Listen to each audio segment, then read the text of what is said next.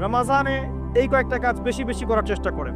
1 number, প্রথম কাজ 5 ওয়াক্ত সালাত জামাতে পড়ার চেষ্টা করেন। পারা যাবে ইনশাআল্লাহ? খুব কঠিন কিছু বললাম ভাই?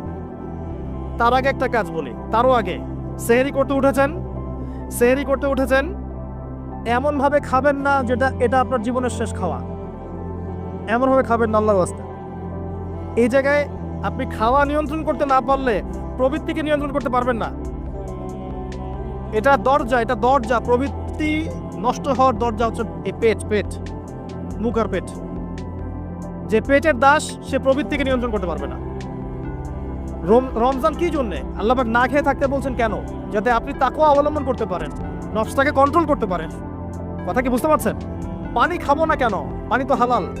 নফসটা কন্ট্রোল করা, না আমি করব না, এটা আপনাকে প্রশিক্ষণ দেওয়া হচ্ছে। আত্মার নিয়ন্ত্রণের প্রশিক্ষণ দেওয়া হয় রমজান মাসে। এটাই তো তাকওয়া মানে কি? এই যে একটা মরুভূমি মনে করেন, বা সমুদ্রের বিচ মনে করেন, কক্সবাজার সমুদ্রের বিচ, এখানে অনেকগুলো কাঁচের টুকরা রাখা আছে, কাঁচের টুকরা ফেলে দেওয়া আছে। আপনি হেঁটে যাচ্ছেন, পা ফেলছেন, টিপে পা ফেলছেন, এখানে একটা, ওখানে একটা।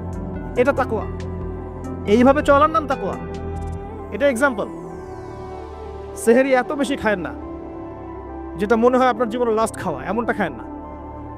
এরপরে 5 ওয়াক্ত নামাজ চেষ্টা করেন জামাতে পড়ার জন্য। যদি জামাত মিস হয়ে যায়, নামাজ ছেড়ে দিবেন না, বাসায় পড়বেন। যদি দেখেন ঘুমিয়ে গেছেন, ঘুম থেকে উঠলে নামাজ পড়বেন। যদি দেখেন ভুলে গেছেন, যখনই মনে হবে তখনই পড়বেন, নামাজ ছাড়বেন না। করা যাবে ইনশাআল্লাহ? যুব সমাজকে বলবো, যাই করো তোমরা যা কিছুই করো না করো, 5 ওয়াক্ত নামাজ ছেড়ো না।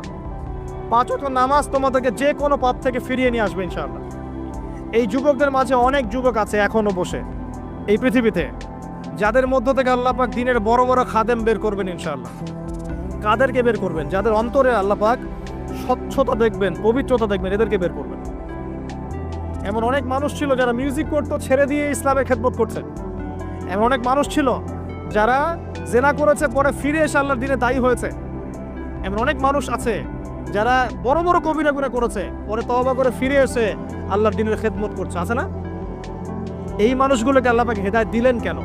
উত্তর, তাদের কলবটা ছিল পরিচ্ছন্ন, সৎ অন্তর ছিল, আল্লাহর ভয় ছিল মনের মধ্যে। আল্লাহর ভয় থাকে, ফিরে আসবে ইনশাআল্লাহ।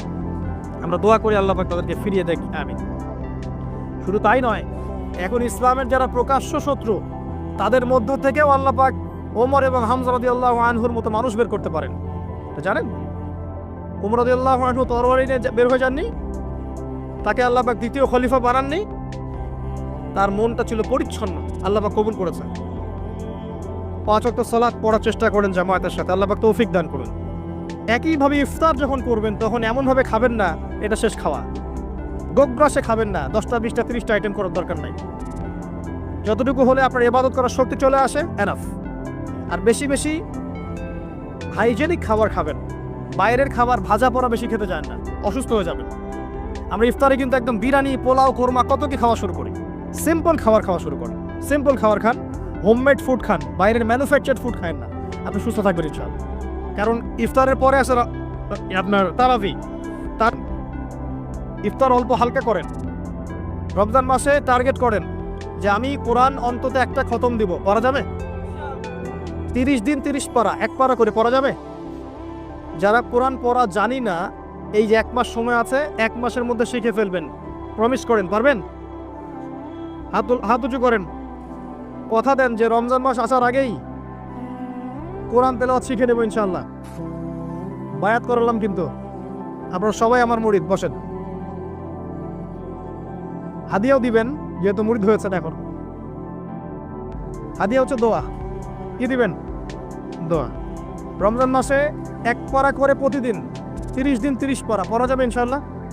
যারা হাফেজে কোরআন আছি, তারা কোরআনটাকে হেফজ চর্চা করবো এই মাসে, এবং তারাবির নামাজ পড়াবো। তারাবির নামাজে এমন মানুষকে ইমাম রাখবেন যার তেলাওয়াতটা প্রচণ্ড বিশুদ্ধ এবং সুললিত, শুনলেই মন কেড়ে ফেলে, এমন মানুষকে তেলাওয়াত করতে দিবেন তারাবির নামাজে। দেখবেন নামাজে মনোযোগ বাড়তে থাকবে ইনশাআল্লাহ।